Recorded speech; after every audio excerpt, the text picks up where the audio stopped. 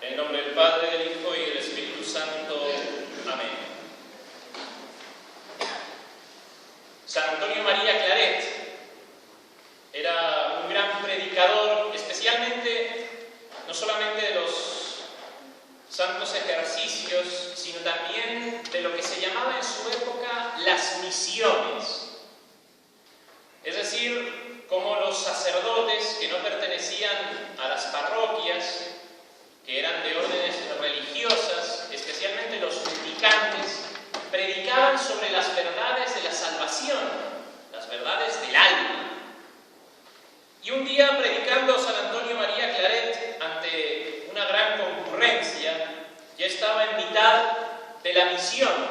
Normalmente eran 5 días de misión.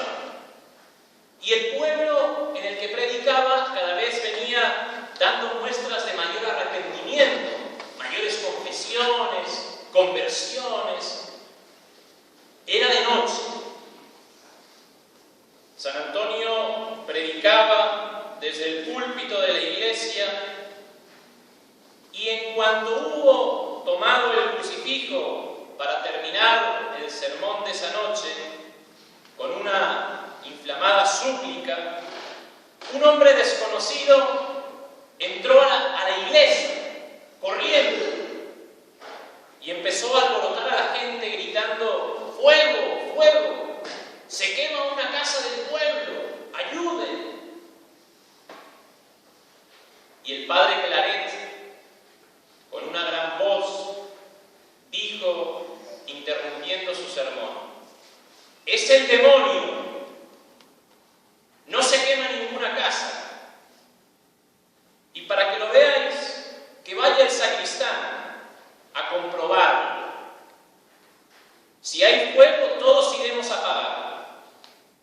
Pero hasta que no nos venga el aviso, estad todos en silencio y tranquilidad. Y vino el sacristán y dijo que no había la menor señal de fuego. Entonces todo el pueblo quiso linchar, apalear al hombre que así había alarmado al pueblo, pero aquel hombre misteriosamente había desaparecido. ¿No os lo decía yo?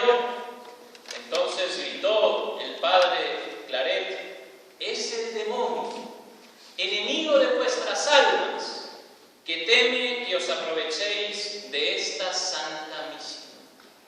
Y tomando cuenta de este suceso, les predicó sobre la importancia de la salvación. Mis amadísimos hermanos, el demonio existe.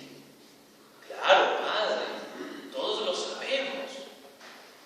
Lo que pasa es que Él es el primero que quiere que dejemos de creer en Él, para hacer con más facilidad la terrible misión que desempeña en este mundo.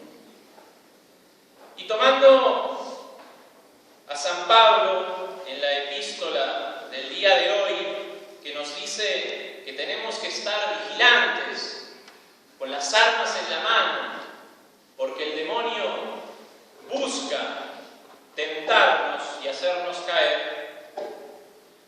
¿Cómo se le llama al demonio? El demonio, dice San Pablo, es el Dios de este mundo. Y nuestro Señor, como ustedes bien saben, le dio el apelativo del príncipe de este mundo. ¿Y en qué consiste este principado del que habla nuestro Señor? ¿Qué es este principado? ¿Cuáles son sus atributos? Mis amadísimos hermanos, el poder del demonio sobre este mundo se debe principalmente a 3 cosas, sobre todo porque es necesario hablar de ellas cuando uno habla del demonio. Primero, su ambición, su envidia, que le mueven a conquistar el mundo. Segundo, la perdición de Dios.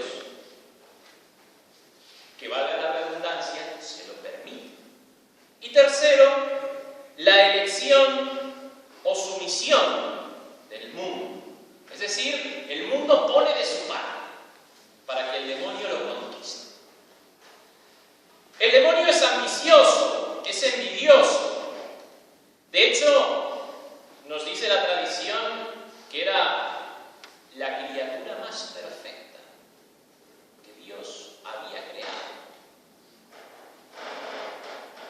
Lucifer, el que porta la luz.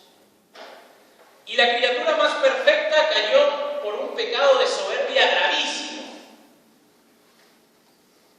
Yo soy Dios, viendo sus perfecciones.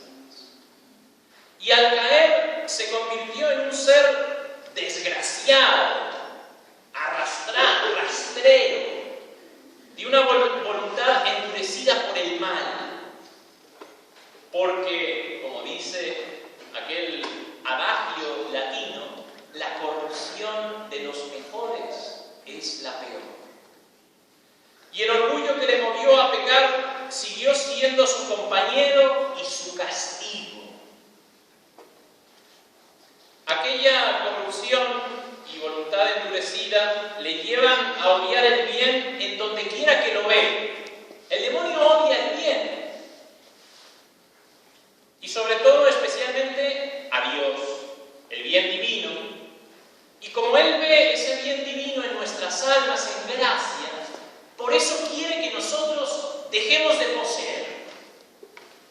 Y por eso quiere hacernos caer. Porque ve esa divinidad, entre comillas, en nuestra alma. Pero además, este personaje, este bicho, sigue siendo el espíritu de la soberbia, no solamente del orgullo y ese odio del bien, sino de la soberbia también. Y esta le incita a que, como no puede sustraerse al dominio de su superior, que es Dios, intenta someter a sus inferiores, que son los hombres, y de ahí sus esfuerzos por someternos a sus leyes, a sus caprichos. Y además de la soberbia, el demonio está también poseído por una de sus hijas, de las hijas de la soberbia, que es la envidia. El demonio tiene envidia de los hombres. Sí, es envidioso. Porque ve el bien que ellos tienen y ve que al conseguir una felicidad de la que él ha sido privado, son constituidos en un estado superior al suyo. Sí. Y envidioso procura hacerles perder unos bienes que él estima perjudiciales para su soberbia. Los hombres en gracia son envidiados por el demonio. Por eso es tan importante permanecer en la gracia. Esa luz que significa la vela de nuestro bautismo. Y darla a conocer a los que nos rodean. Dar buen ejemplo. Dice Santo Tomás de Aquino: mírenle al soberbio, que no pudiendo igualarse a Dios en la creación de nuevos seres, quiere imitarlo, adulterando la obra de Dios, de modo que parezcan cosas distintas por completo, y enseñando a los hombres a corromper el uso natural de todas las criaturas. Y de hecho es lo que hoy pasa. Hoy se ve más claramente cómo el hombre busca ser como Dios. Cómo el hombre, y no solamente en la medicina, eligiendo el hijito con esas abominaciones en los hospitales, con el aborto, con todas esas leyes antinaturales que hoy prosperan, empujadas por el príncipe de este mundo. En su deseo de igualarse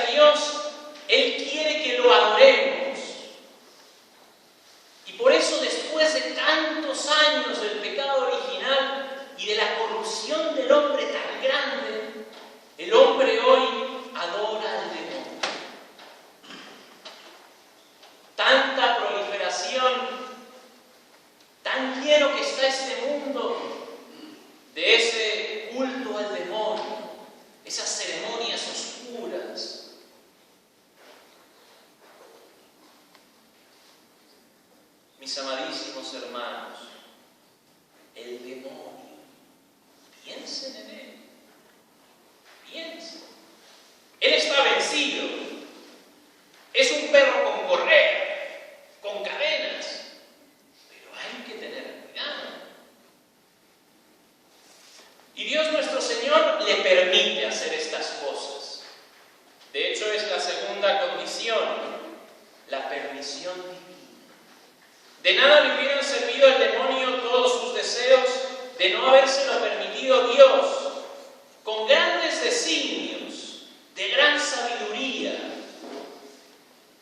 Dios en su providencia gobierna al mundo por medio de seres intermedios, utilizando a los ángeles buenos para que nos encaminen de un modo directo al cielo, apartando el mal y induciéndonos al bien. Pero la perfección del hombre y de sus virtudes necesitaba un medio indirecto, que es la tentación, para ser probado, para ser robustecido en el bien. Y para ello Dios se sirve del demonio, al que no permite nunca que nos tiente más allá de nuestras fuerzas, pero permite que nos tiente. Sí. Y he aquí como Dios, que no quiere permitir que ninguna de sus criaturas deje de cooperar al bien común de la creación y de la providencia, pues ha hecho encajar la mala voluntad del demonio dentro de sus planes. Así es Dios. Dios se burla del demonio, lo tiene como su perrito. El demonio no hace sino lo que Dios le permite. Y tercera condición para que este poder del demonio llegue a establecerse es la elección del mundo. Y a pesar del ingenio, de la sabiduría, de la voluntad empecatada, del conocimiento de nuestras flaquezas, el demonio no hubiera podido torcer nuestra libertad. Pero es que el mundo lo ha elegido como rey. El demonio es rey porque el mundo lo ha elegido.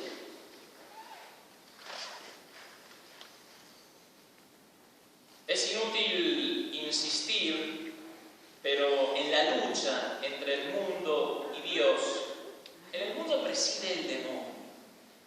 La idolatría, el laicismo, el pecado, las modas. El mundo ha aceptado voluntariamente la jefatura del demonio. Y Dios, en castigo de ello, le da un poder especial al demonio, especialmente sobre el pecado. Mis amadísimos hermanos, después de estas tres condiciones por las cuales el demonio tiene ese poder, debemos de ver en qué consiste ese reinado del demonio. Como gobernante del mundo, es el que le dirige a su fin, que esta es la misión de los gobernantes, dirigir a sus naciones hacia el fin último, hacia Dios. Pero como el fin del demonio es la aversión de Dios, el separarnos de Él, finge, apetece, bajo apariencia de libertad, todas esas cosas que nos apartan de Dios. Dice el profeta Jeremías, hablando precisamente del demonio: rompiste tus coyundas, es decir, tus leyes, tus cadenas, y dijiste: no serviré. Todos los que se dirigen por el pecado a este fin de la aversión de Dios caen bajo el imperio del demonio. se convierte en su cabeza. En medio del mundo es como el jefe que levanta el estandarte, al que siguen los soldados, a veces sin pensar siquiera en cuál fuere el capitán que les dirige, que los llama. Y es muchas veces lo que pasa con los hombres. Los hombres no se fijan en qué les promete el demonio, en quién es el que los llama. Es el enemigo de Dios. ¿Cómo puedo seguirlo? Mis amadísimos hermanos, parecería que el demonio es todopoderoso, pero no es así. Solamente Dios nuestro Señor lo es. El demonio es débil. Cierto que nuestra lucha es contra potestades muy superiores, porque el demonio sigue siendo un ángel. Pero no debe encogerse nuestro corazón, porque Dios tiene atadas esas alas de ese ángel. Es fuerte el demonio porque nosotros le ayudamos. Nosotros le echamos una mano para que nos haga caer. Es fuerte con los que no vigilan, con los que no apartan la vocación del pecado, con los que tapan sus oídos a las inspiraciones de Dios.